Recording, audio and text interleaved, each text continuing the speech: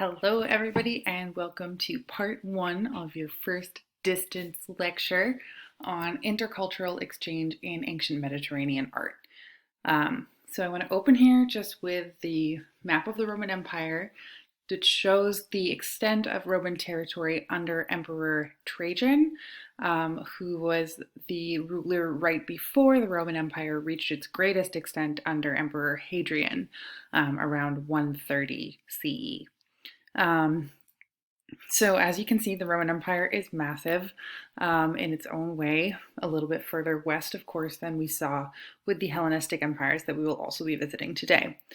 And the first thing that I want to talk to you about today are ideas of Hellenization and Romanization. And I think we touched on these a tiny bit at the very beginning of class, where we were talking about how the classical world gets oftentimes reduced down to just the Roman and the Greeks against everybody else in the ancient Mediterranean, or at least in contrast to them. And one of the reasons that idea becomes so pervasive is because of Hellenization and Romanization as concepts, which are the spread of Greek and the spread of Roman culture. So this is a thing that definitely happened. As Hellenic peoples, also known as Greeks, spread across the Mediterranean through colonization, military political conquest, through the founding of new cities and conquered territories, they brought their culture with them. So they bring their political ideas with them, they bring notions of rulership, cultural activities, and of course they also bring building types and artistic traditions as well. Similarly, later on, a good 300 years later, the Romans, likewise, as they bring increasing amounts of territory under their political control, they spread parts of their culture, which was already somewhat influenced by the Greeks and Greek culture.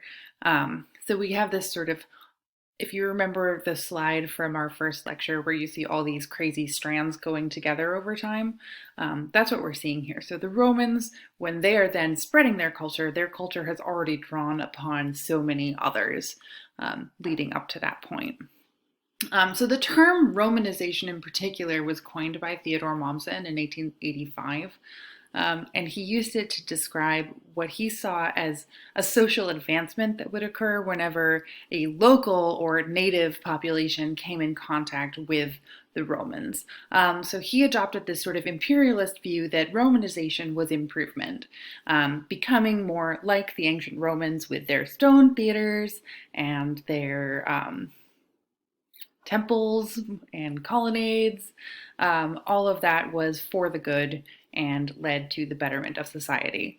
So one of the things that we're going to talk about today is whether or not the evidence of art from this period shows this kind of one-way street dynamic, where we see the Greeks either coming in and the Romans coming in and taking over and impressing their own styles of art onto others. I'm sure you can guess by now in our class that doesn't seem to really be an accurate representation of what happens. So Hellenization, again, Greek's not my area so much, and Romanization, definitely. Romanization is a tendentious term. It's not something that everybody recognizes anymore as an idea because of its imperialistic overtones. So instead, what we tend to see are some alternate options for terms. For example, we have Martin Millet, who in 1990 started talking about native-led emulation, which is the idea that when Roman political hegemony arrives in an area, the actual local elites who are sort of at the top of the food chain in that area are the first ones to respond to cultural contact, and they will try to assimilate into Roman culture and maintain their relatively high status compared to the rest of their own society by adopting Roman cultural characteristics like art.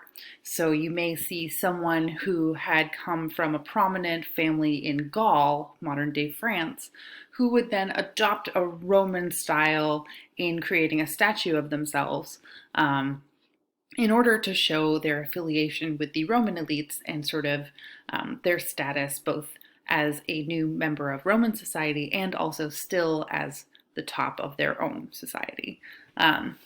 So that's one way of thinking about it that's a little bit more complicated than simply the Romans or the Greeks come in, take over, and change everything around them.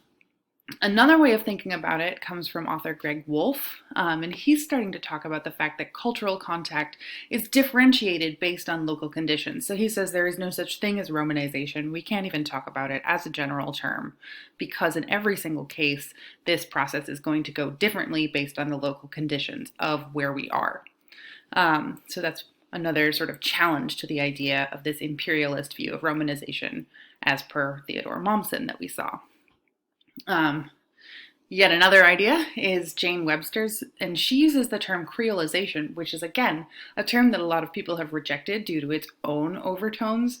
Creolization here is sort of a process of multicultural adjustments, so she's seeing bottom-up negotiation going on as well. So it's not just the elites from outside coming in and imposing their cultural ideas on a new place. It's not just local elites accepting the hegemony of a new cultural system and working within it actively and then letting that trickle down into lower classes from there.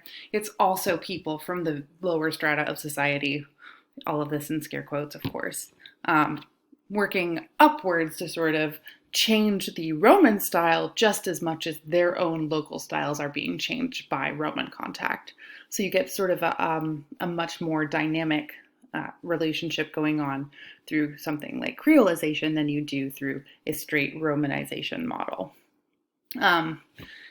Hybridity is another term that comes up frequently when people are talking about these kinds of cultural contexts. But in any case, really, no matter what you adopt as a sort of personal, I like this way, it's an unending debate. It's ongoing. People still write about these terms all the time. They are problematized. They are problematic terms to be explored further by whoever wishes to do so. But to give you an idea of the fact that, the ideas, Roman culture is really bound up in a lot of different other cultures, many of which we haven't talked about in class yet, like the Gauls, the Britons, the German tribes that we touched on really briefly last week. But they are intensely involved in existing nations and tribes and cultures who have their own ways of doing things. And when they meet with them, it's not always a clear-cut change that occurs. There is often hybridization, so you'll get something that looks half Egyptian and half Greek, or you'll get something that looks really local, but beforehand had no sort of cultural teeth. So you'll find like Hercules figurines that don't look like Hercules because Hercules didn't exist there before the Greeks showed up, but they look like a local version of Hercules, if that makes any sense. The point is, baseline, it's really complicated. And so when we're talking about intercultural exchange today, we're going to be looking at different ways in which we see the Romans and the Greeks showing off and the Phoenicians showing off their ability to actually navigate in multiple cultures at once, to understand sort of both the aesthetic characteristics of other cultures and also to sort of negotiate with them and understand what they are. This involves certainly a process of othering, like we've seen in many cases at this point, using distinguishing characteristics to differentiate between people who are us and the them on the outside. So that's that for part one, and then we will move on to the Alexander sarcophagus in the next section.